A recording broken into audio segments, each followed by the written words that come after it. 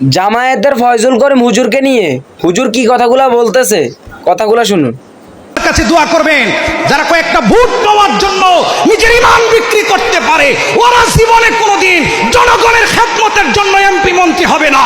ওরা স্বার্থান্বেষী, ওরা তেলবাজ। আল্লাহর কাছে দোয়া করবেন এমন তেলবাজরা যেন আমাদের জনপ্রতিনিধি হতে না পারে। কথা বলেন ঠিক কিনা?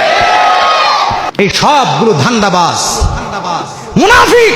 কথা বলেন ঠিক কিনা?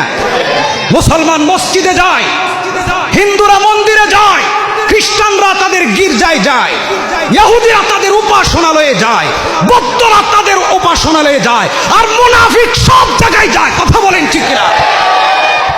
নিজের ঈমান বিক্রি করছে, দাড়ি টুপি পাঞ্জাবি পয়রা ওখানে যায় শুকরিয়া আদায় করছে, আর বলছে রোজা পূজা একই জিনিস, আর বলছে ইবাদত আর পূজা একই জিনিস।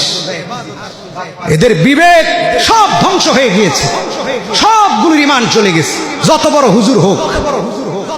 এই নির্বাচন আসলেই এমন কিছু আমরা দেখতে পাই, এগুলো মুনাফিকি কাজ। আল্লাহ পাক সবাইকে এমন মুনাফিকি কর্মকাণ্ড থেকে হেফাজত করুন, সকলে বলি আমিন।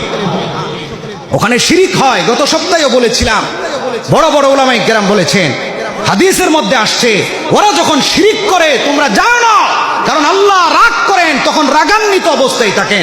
ফাইন্না সাখতাতা তানজিলু আলাইহিম, আল্লাহর আযাব, আল্লাহর ক্রোধ তাদের উপর নাজিল হয়। এরপরে ইবনে তাইমিয়া রাহমাতুল্লাহ আলাইহি সহ বড় বড় উলামায়ে কেরাম বলেছেন, বিধর্মীদের অনুষ্ঠানে শুভেচ্ছা জানানো এটা কুফরি। শুভেচ্ছা জানানো